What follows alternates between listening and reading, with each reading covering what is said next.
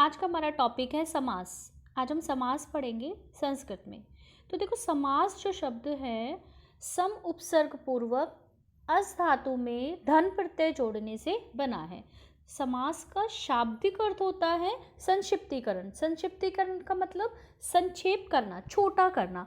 यानी जब हम दो या दो से अधिक शब्दों का संक्षेप करते हैं या उसको छोटा करते हैं तो छोटा करने की प्रक्रिया को समास कहते हैं।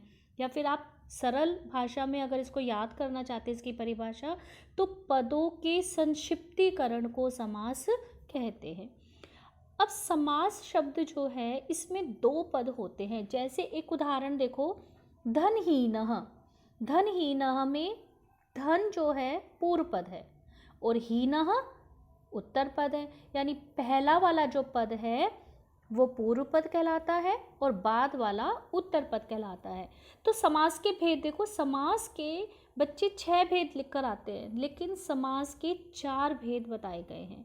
ठीक है, समास के 4 भेद होते हैं। नंबर 1 अव्ययभाव समास, नंबर 2 तत्पुरुष समास। अब तत्पुरुष समास के 3 उपभेद हैं संस्कृत में। तत्पुरुष समास के 3 उपभेद है, द्विगु, कर्मधारय और नन तत्पुरुष। उसके बाद नंबर 3 पर आता है आपका द्वंद्व समास और नंबर 4 पर है बहुव्रीहि समास। तो 4 समास है, समास के 4 भेद हैं, अव्ययभाव, तत्पुरुष, द्वंद्व और बहुव्रीहि। आज हम पढ़ेंगे अव्ययभाव समास। तो अव्ययभाव समास कहते किसे हैं?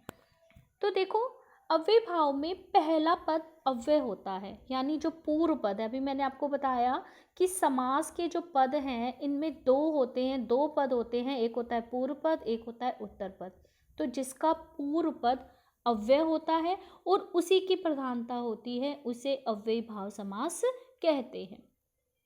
अब देखो, संस्कृत के और हिंदी के जो समास है थोड़ा सा अंतर है उसमें। तो संस्कृत के जब आप समास करेंगे तो उसमें आपको इसका मीनिंग भी पता होना चाहिए, यानी उसका अर्थ आपको आएगा, तभी आप उसका विग्रह कर पाओगे।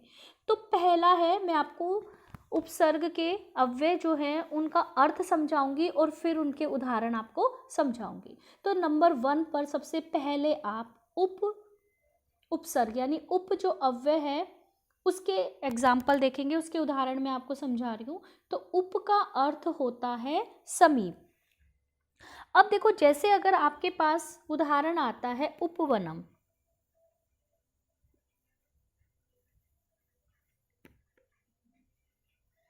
उपवनम। अब आप इसका विग्रह करेंगे, समास विग्रह जब आप करेंगे तो उप का अर्थ क्या है? समीप। और वन शब्द आपके पास दिया हुआ है। अब हम जब इसका हिंदी करते हैं तो हम करते हैं वन के समीप, क्योंकि उप का मतलब समीप होता है। तो वन के समीप, तो ये तो हो गया हिंदी में। लेकिन अब आपको इसकी संस्कृत बनानी है। अब संस्कृत कैसे बनाएंगे? तो वन के समीप, तो वन शब्द में के लग रहा है, जैसे वन के। अब जब हम संस्कृत बनाते हैं तो ये जो कारक चिन्ह हैं उनके अनुसार हम विभक्ति लगाते हैं। तो देखो, के जो है वो कहाँ आएगा? तो आपको कारक बोलकर देखने पड़ेंगे कि जैसे कर्ता ने कर्म को करण से, संप्रदान के लिए अपादान से, संबंध का के की, तो यहाँ पर आ रहा है संबंध कारक। तो संबंध कारक में षष्ठी विभक्ति लगती है। अब जो वन शब्द है ये अकारांत है, यानी इसके जो शब्द है बालक की तरह चलेंगे। तो बालक की षष्ठी होती है बालकस्य। तो वन शब्द में जब हम षष्ठी विभक्ति लगाएंगे तो हमारा शब्द बनेगा वनस्य। तो हमारा शब्द बना वनस्य। अब इसका अर्थ क्या हो गया? वन के।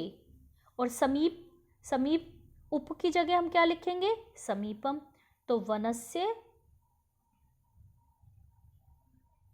समीपम इति।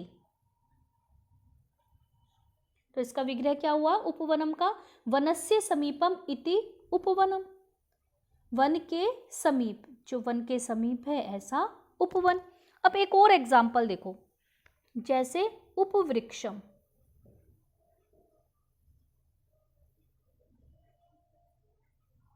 उपवृक्षम। अब देखो, वृक्ष शब्द है, वृक्ष के समीप, उप का अर्थ समीप, क्योंकि मैंने ऊपर ही आपको बता दिया यदि उप उपसर्ग आता है, उप अव्यय आ रहा है तो उसका अर्थ होता है समीप। तो वृक्ष के समीप, अब फिर वापस के आ रहा है वृक्ष के, तो वृक्ष शब्द में हम लगाएंगे षष्ठी विभक्ति, तो क्या बनेगा वृक्षस्य, वृक्षस्य, और उप की जगह लिखेंगे हम समीपम। तो ये हमारा विग्रह हो गया, वृक्षस्य समीपम इति उपवृक्षम। अब नंबर 2 है आपका, ये उप अव्यय हो गया। अब दूसरा अव्यय जो मैं आपको बता रही हूं निर, निर का अर्थ होता है अभाव, यानी जहां निर आएगा वहां आपको अभाव लिखना है। जैसे ऊपर आपने उप की जगह समीप लिखा था, ऐसे ही निर का अर्थ होता है अभाव। जैसे किसी चीज का अभाव होता है, हम कहते हैं ना इसके पास धन का अभाव है, इसके पास फल का अभाव है, वृक्ष का अभाव है, जो भी है, तो निर, निर का अर्थ है अभाव। अब आपके पास अगर एग्जाम्पल आता है निर्भयम,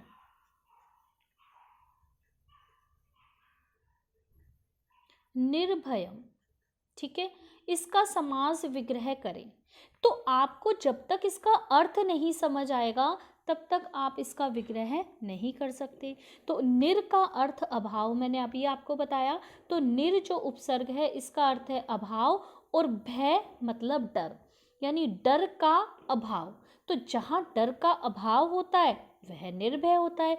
तो भय का अभाव, अब देखो भय का, तो भय के साथ क्या जुड़ा हुआ है, भय का, हिंदी में जब हम इसका अर्थ करते हैं भय का, अब का जुड़ा हुआ है, फिर वापस से आपको कारक चिन्ह बोलना पड़ेगा। कर्ता ने कर्म को करण से, संप्रदान के लिए अपादान से, संबंध का के की, अब संबंध कारक में लगती है आपकी षष्ठी विभक्ति, सेम जो हमने ऊपर लगाई थी।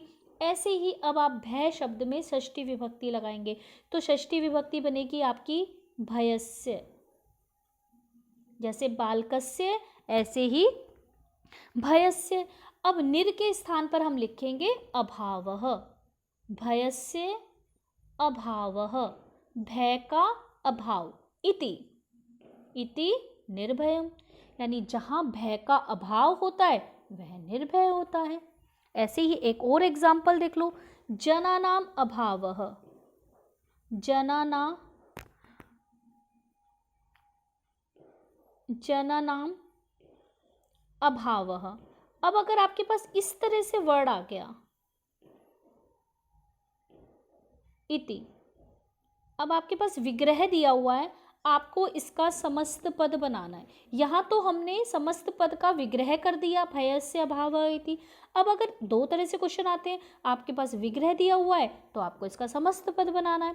तो देखो जनानाम अभावः, लोगों का अभाव, ऐसा, तो अभाव की जगह हम लिखेंगे निर,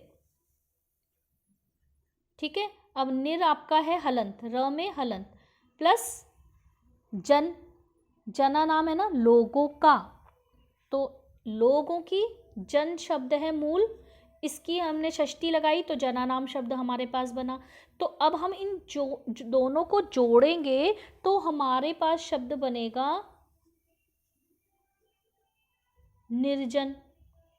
लेकिन नपुंसकलिंग एक वचन में बनता है जब हम अव्ययी भाव समास कर रहे हैं।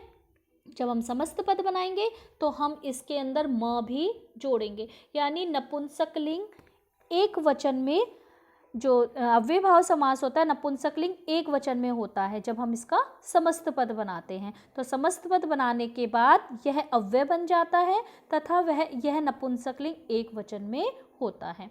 तो अव्ययी भाव समास आपको समझ आया, जिसका पहला पद अव्यय होता है और जब हम इसका समस्त पद बनाते हैं उसी की प्रधानता होती है, और जब समस्त पद बनाते हैं तो वह अव्यय बन जाता है और यह नपुंसकलिंग एक वचन में होता है। अब एक और अव्यय देखो, नेक्स्ट है आपका नंबर 3 पर है अनु। अब देखो ये जो अनु है इसके 2 अर्थ होते हैं, अनु के 2 अर्थ होते हैं। एक अनु का अर्थ होता है पश्चात, पश्चात का मतलब पीछे, और एक अर्थ होता है योग्य। अब जहाँ अनु आएगा वहाँ या तो आप पश्चात लगाएंगे या योग्य लगाएंगे। अब इनमें से कौन सा लगाना है ये आपको देखना पड़ेगा, यानी आपके पास शब्द कौन सा है उसका अर्थ समझकर आपको उसके अकॉर्डिंग ये समझना होगा कि इसके अंदर पश्चात आएगा या योग्य आएगा।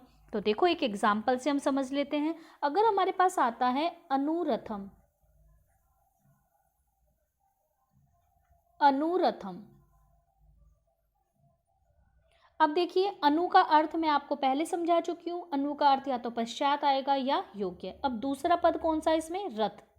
रथ समझते हो आप, जिसके पीछे दो पहिए होते हैं, आगे दो घोड़े होते हैं और उसके ऊपर एक बैठने के लिए स्पेस भी होता है, सवारी जैसे आपने देखी होगी, राजाओं का रथ होता है ना, राजा महाराजाओं के रथ होते थे। तो रथ शब्द है ये, तो मूल शब्द रथ है, अनु का मतलब पीछे। अगर हम यहाँ लगाते हैं कि रथ के पीछे तो शब्द हमारा बन रहा है, लेकिन रथ के योग्य ऐसा तो नहीं होता है ना, रथ के योग्य तो हमने कहीं नहीं सुना। तो यहाँ आपको खुद समझना पड़ेगा कि रथ के योग्य नहीं आएगा, रथ के पीछे आएगा, कि रथ के पीछे सैनिक खड़े हैं, रथ के पीछे लोग आ रहे हैं, इस तरह से वाक्य बनता है। तो अब हम रथ शब्द को रथ के पश्चात मतलब पीछे, रथ के, अब देखो फिर वापस इसमें षष्ठी विभक्ति लगेगी क्योंकि यहाँ पर के आ रहा है, यानी के साथ संबंध कारक, और संबंध कारक में षष्ठी विभक्ति का प्रयोग किया जाता है। तो अब हम रथ शब्द में षष्ठी विभक्ति लगाएंगे तो हमारा शब्द बनेगा रथस्य। और अनु का अर्थ क्या लिखेंगे आप, पश्चात, तो रथस्य पश्चात। इति, रथस्य पश्चात इति अनुरथम। तो अनुरथम का अर्थ आपको समझ आया, रथ के पीछे, रथस्य पश्चात इति अनुरथम। ऐसे ही और बहुत सारे हैं, जैसे अनुवृक्षम, वृक्षस्य पश्चात इति अनुवृक्षम, अनुलोकम, लोकस्य पश्चात इति अनुलोकम। ओके, अब योग्यता के अर्थ में भी एक एग्जाम्पल देख लो। जैसे अगर वर्ड आ जाए आपका अनुरूपम,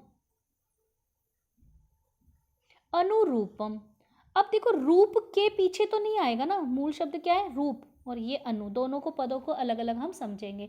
तो अनु का अर्थ पश्चात भी होता है और योग्य भी, लेकिन यहाँ पर आप रूप के पीछे नहीं, ऐसे तो नहीं सही लगेगा, रूप के योग्य। तो अब आप रूप के, रूप शब्द में लगाओगे षष्ठी विभक्ति, तो ये आपका बनेगा रूपस्य, रूपस्य योग्यम,